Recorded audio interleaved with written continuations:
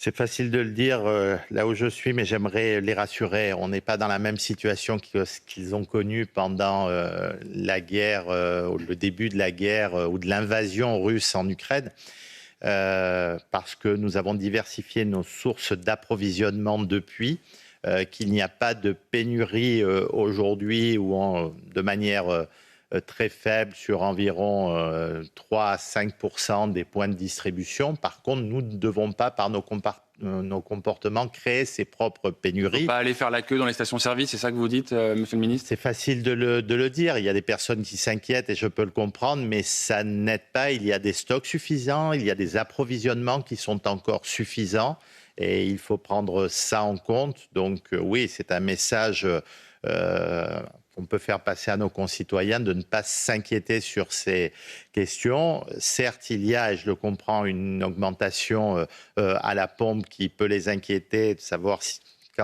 combien de temps ça va continuer, est-ce que ça va encore grimper. Je peux vous dire que nous sommes particulièrement vigilants pour que des compagnies, voire des distributeurs, ne profitent pas de cette situation. C'est le cas aujourd'hui?